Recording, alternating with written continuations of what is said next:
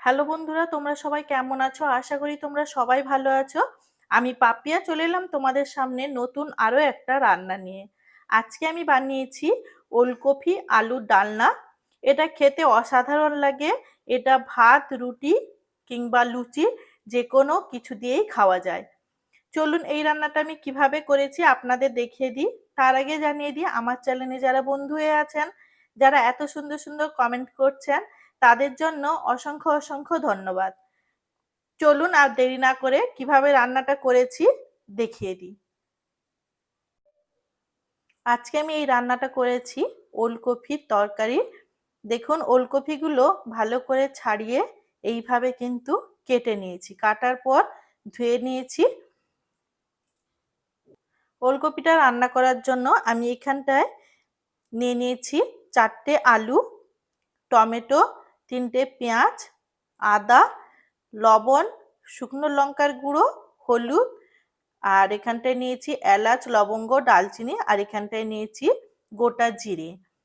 চলো এখন রান্নাটা শুরু করি। তার আগে আমি টমেটো আর আদাটা একসাথে পেস্ট করে নিব আর 3টা পেঁয়াজ কুচিয়ে নেব। এখন এর মধ্যে দিয়ে দিচ্ছি পরিমাণ মতো লবণ, আর দিয়ে দিচ্ছি হলুদ, আর দিয়ে দেব শুকনো লঙ্কার গুঁড়ো। মশলাগুলো দেওয়ার পর এই বেটে নেওয়া মশলার সাথে ভালো করে মিশিয়ে দিচ্ছি। মেশানো হয়ে গেছে। এখন গ্যাসের মধ্যে বসিয়ে দিয়েছি একটা কড়াই। কড়াইটা গরম হয়ে গেছে। এখন ওর মধ্যে দিয়ে দিচ্ছি তেল। এখন ওর মধ্যে দিয়ে দেব কেটে নেওয়া আলু আর ওলকপি একসাথে কিন্তু দিয়ে ভেজে নেব। আলু আর ওলকপিটা দেওয়ার পর আমি দিয়ে দিচ্ছি পরিমাণ মতো লবণ, আর দিয়ে দেব অল্প একটু হলুদ।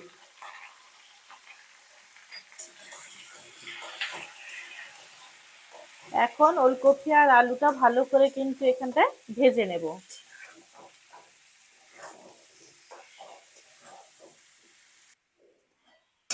এখন ওলকপি আলুটা ভাজা হয়ে গেছে, তুলে নেব। ওলকপি আলু ভেজে তুলে নেওয়ার পর যে তেলটা ছিল ওই তেলের মধ্যে দিয়ে দিয়েছি আরো একটু সামান্য একটু তেল। তেলটা গরম হয়ে গেছে। এখন ওর মধ্যে দিয়ে দিচ্ছি গোটা জিরে। গোটা জিরেটা ভাজা হয়ে গেছে। এখন দিয়ে দিচ্ছি কুচনো পেঁয়াজ। কুচনো পেঁয়াজটা এখন ভেজে নেব। আর এর মধ্যে এখন দিয়ে দিব গরম মশলা, মানে এলাচ, লবঙ্গ, ডালচিনি।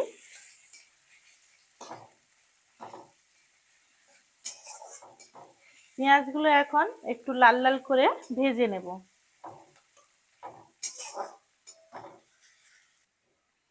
পেঁয়াজটা লাল করে ভাজা হয়ে গেছে। এখন এর মধ্যে দিয়ে দেব মেশানো মশলা। টমেটো আর আদার সাথে যে মশলাগুলো মিশিয়ে রেখেছিলাম একসাথে দিয়ে দিলাম। দেওয়ার পর মশলাগুলো এখন ভালো করে কিন্তু কষিয়ে নেব।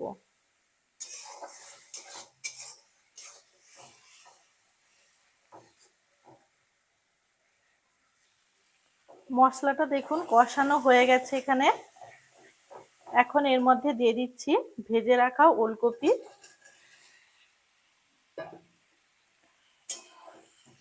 এখন আলু আর ওলকপিটা দেওয়ার পর ভালো করে কিন্তু মশলার সাথে কষিয়ে নেব। 2-3 মিনিটের জন্য ভালো করে কিন্তু এটা কষিয়ে নিলে টেস্টটা বেশি ভালো হয়। আর এইভাবে ওলকপির তরকারি রান্না করলে মাছ মাংস বাদ দিয়ে ওলকপির তরকারিটাই খেতে ভীষণ ভালো লাগবে। ওলকপিগুলো এখন নতুন নতুন উঠেছে, তাই একদম নরম ওলকপি। এটা কিন্তু সেদ্ধ করার দরকার নেই, ভাজার সময় সেদ্ধ হয়ে গেছে। দেখুন এটা কষানো হয়ে গেছে। এখন আমি এর মধ্যে দিয়ে দিচ্ছি সামান্য একটু জল। জলটা দিয়ে ভালো করে কিন্তু ফুটিয়ে নেব।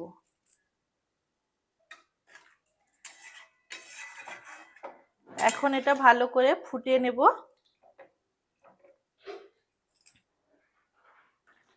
দেখুন ঝোলটা অনেকটাই শুকিয়ে গেছে, কিন্তু আমি আরো একটু ঝোলটা শুকাবো, তাতে কিন্তু খেতে খুবই ভালো লাগে। আপনারা চাইলে কিন্তু এই অবস্থায় নামিয়েও নিতে পারেন, কিন্তু আমি ঝোলটা আরেকটু কমিয়ে দেব। এইভাবে ওলকপি আলুর তরকারি করলে কিন্তু ভাত, রুটি, লুচি সব কিছুর সাথে খাওয়া যায়। আর এইভাবে রান্না করলে দারুণ একটা টেস্ট হয়। এখন রান্নাটা কমপ্লিট হয়ে গেছে, নামিয়ে নেব। তার আগে জানিয়ে দিই, আমার চ্যানেলে আরও নতুন নতুন রান্না পাওয়ার জন্য চ্যানেলটিকে সাবস্ক্রাইব করে রাখবেন। আজকের মতো এখানেই শেষ করলাম, দেখা হচ্ছে নতুন কোনো রান্নার সাথে।